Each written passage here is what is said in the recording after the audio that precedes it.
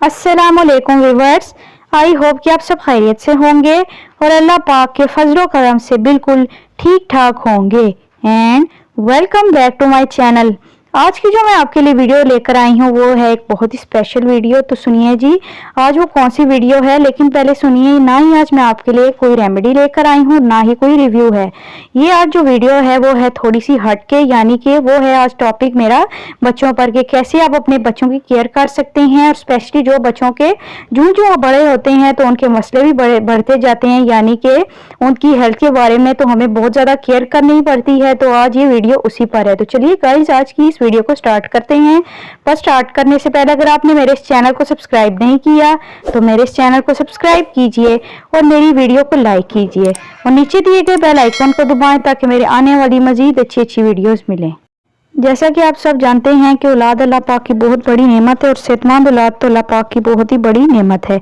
हाँ तो जी आज मैं बताती हूँ कि आज है क्या टॉपिक है मेरी वीडियो का। आज की मेरी वीडियो का टॉपिक है कि यानी कि जो आपके बच्चों को कॉन्स्टिपेशन हो जाती है, यानी कि कब्ज हो जाती है, तो उसका मसला आप कैसे दूर करेंगे।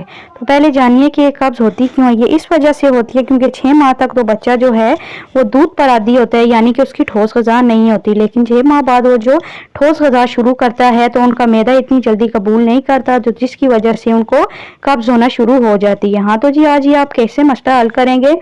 जैसा कि जानते हैं कि कब्ज एक बहुत ही तकलीफ दे मर्ज है और ये बच्चे को बहुत ही ज्यादा तकलीफ देता है और इससे आप भी तंग होते हैं और आपका बच्चा भी बहुत ही ज्यादा तकलीफ में होता है। तो कैसे दूर करेंगे। हमारी पहली चीज है जी, सबसे पहला है हमारा पानी का इस्तेमाल आप बच्चों को ज्यादा से ज्यादा करवाएं। लेकिन इसको आज जो मैं आपको रेमेडी बताऊंगी इजी सी, वो क्या है उसमें भी आज हम करेंगे पानी का इस्तेमाल। आपने क्या करना है जी, 1 गिलास पानी ले लेना है।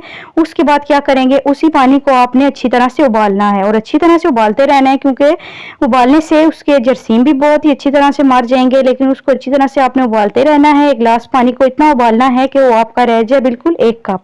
उसमें आपने क्या करना है जी, हनी यानी कि आपने शहद का इजाफा करना है। शहद भी आपके बच्चों के लिए बहुत ही ज्यादा अच्छा होता है, इसीलिए मैं इस रेमेडी में इस्तेमाल कर रही हूँ। आपने शहद ले लेना है। शहद आपने लेना है, उसमें 1 चम्मच डालना है। उबलते हुए पानी में आपने 1 चम्मच शहद का इस्तेमाल करना है और उसको अच्छी तरह से उबलने देना है। और अगला हमारा जो तीसरी चीज़ है वो है जी इलायची। इलायची भी आपके बच्चों के लिए बहुत ही ज़्यादा अच्छी होती है, यानी कि अगर पेट में दर्द का मसला है उसके लिए भी बहुत ही ज़्यादा अच्छी है और अगर कब्ज़ का मसला है उसके लिए बहुत ही ज़्यादा अच्छी है। तभी मैंने अपनी इस रेमेडी में इस्तेमाल की है।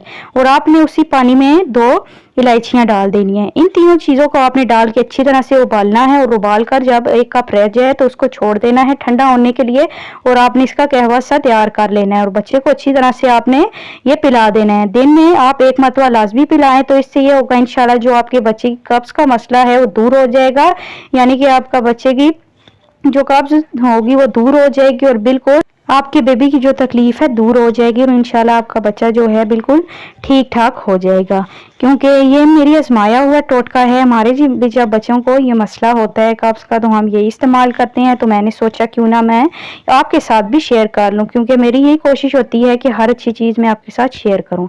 आई होप कि आप सबको वीडियो बहुत ज़्यादा पसंद आई होगी। पसंद आई हो लाजमी मेरे इस चैनल को सब्सक्राइब कीजिएगा और मेरी वीडियो को लाइक कीजिएगा और मुझे अपनी दुआ में याद रखिएगा। तब तक के लिए खुदा हाफिज़।